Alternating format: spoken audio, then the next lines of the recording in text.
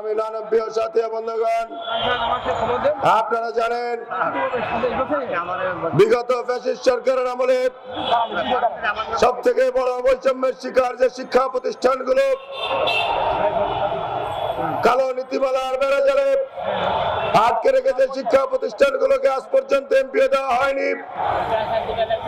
আজকে জুলাই বিপ্লবের পরে বৈষম্যহীন দেশে অন্তর্বর্তীকালীন সরকারের সাথে আমরা আলোচনা করে চেষ্টা করেছিলাম শিক্ষা উপদেষ্টা জনাব ওয়াহিদুদ্দিন মাহমুদ স্যারের জবান দেওয়া অনুযায়ী উনি বলেছিলেন রাজপথে আন্দোলন না করে, সরকারকে বিব্রত না করে আলোচনার টেবিলে আলোচনা করে সমস্যা নিরসন সম্ভব।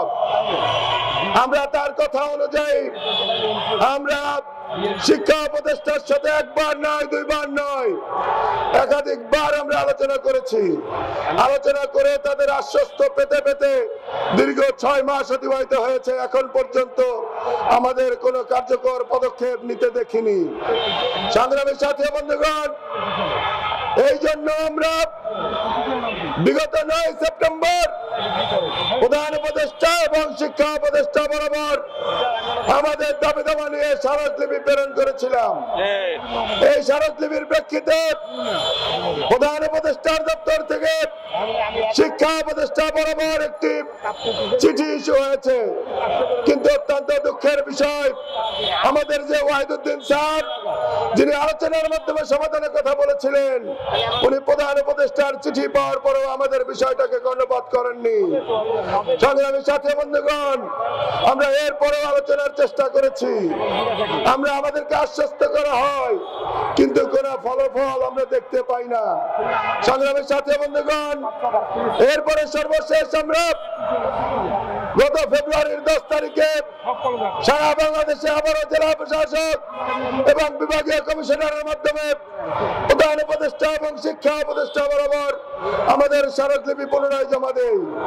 সংগ্রামী সাথী বন্ধুগণ, আমরা স্মারকলিপির পাশাপাশি সারা বাংলাদেশের জেলা শহরগুলোতে আমরা মানববন্ধন কর্মসূচি পালন করি এবং আমরা সরকারকে বলে দিয়েছিলাম গত 20 ফেব্রুয়ারির মধ্যে যদি আমাদের এই ননপ্রিয় শিক্ষা প্রতিষ্ঠানগুলো এক জায়গায় এমপিওভুক্ত করে না হয়, তাহলে আমরা ঢাকার প্রেস ক্লাব চত্বরে আমাদের লাগাতার অবস্থান কর্মসূচি ঘোষণা করব। অত্যন্ত দুঃখের বিষয়, সরকার আমাদের কোনো বিষয় কর্ণপাত না করায় আপনারা জানেন গত 23 তারিখ থেকে লাগাতার আজকে পর্যন্ত আমাদের অবস্থান কর্মসূচি চলছে। আমরা আজকে অবস্থান কর্মসূচির মাধ্যমে সরকারকে জানিয়ে দিতে চাই, আপনারা জানেন গতকালকে আমাদের সম্মিলিত ননপ্রিয় পরিষদের প্রধান উপদেষ্টার বাসভবন যমুনা বরাবর একটি পদযাত্রা ও স্মারকলিপির প্রোগ্রাম অনুষ্ঠিত হয়েছে।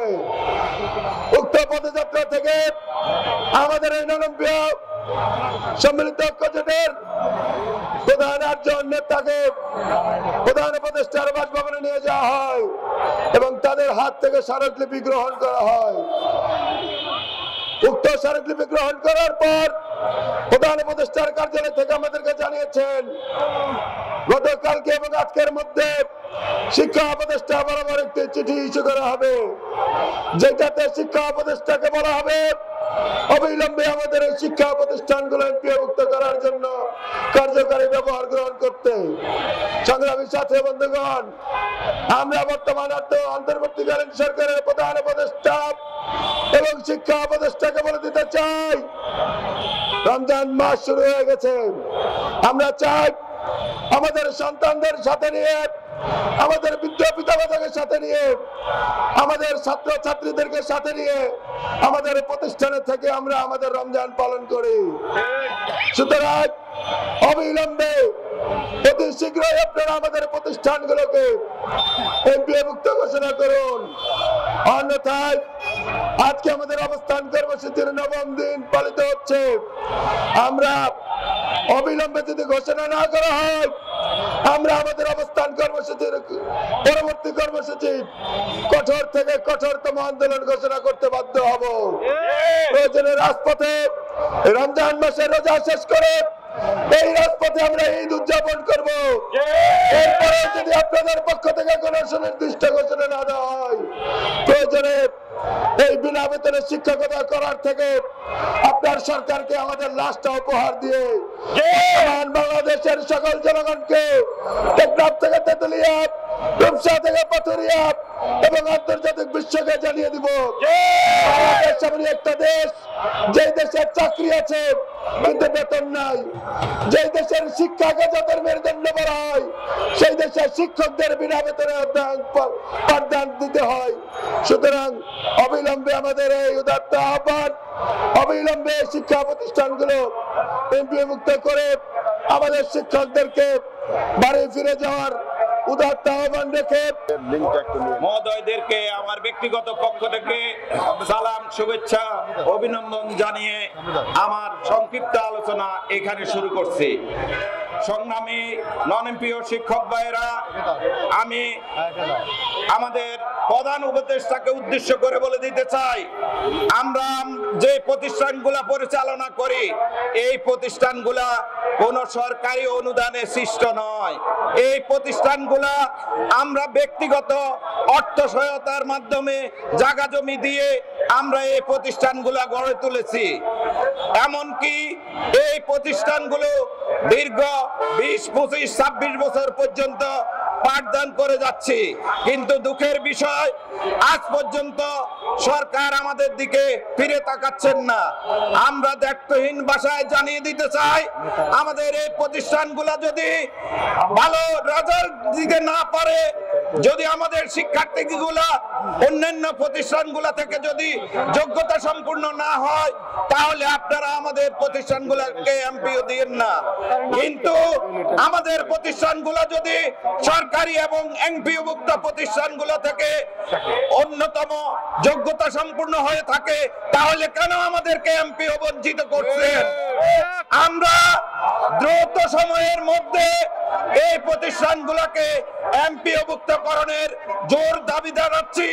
না হয় আমাদের এই জীবনের শেষ করে দিয়ে এই রাজপথে আমরা আমাদের জীবন বিলিয়ে দিয়ে বিশ্ববাসীকে দেখাবো যে এই বাংলাদেশের মতো একটি রাষ্ট্রে, যেখানে ডক্টর ইউনূস যেই দেশের প্রধানের দায়িত্ব রয়েছেন, সেই দেশের শিক্ষকরা রাস্তায় নিজেদের জীবন বিলিয়ে দিয়েছে দুই মুঠো ভাতের আশায়, নিজেদের চাকরির নিশ্চয়তার আশায়, নিজেদের জীবন জীবিকার আশায়।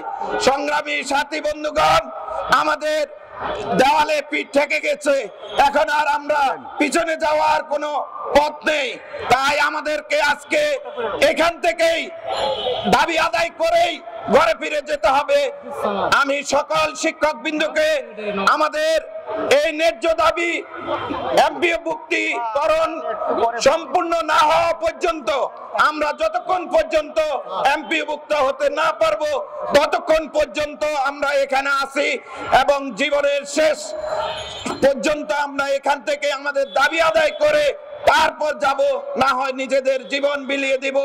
এই আশাবাদ ব্যক্ত করে সরকারকে উদাত্ত আহ্বান জানিয়ে দ্রুত সময়ের মধ্যে আমাদের এই প্রতিষ্ঠানগুলোকে এমপিভুক্তির আওতায় আনার জন্য জোর দাবি জানিয়ে আমার বক্তব্য এখানে শেষ করছি। আসসালামু আলাইকুম।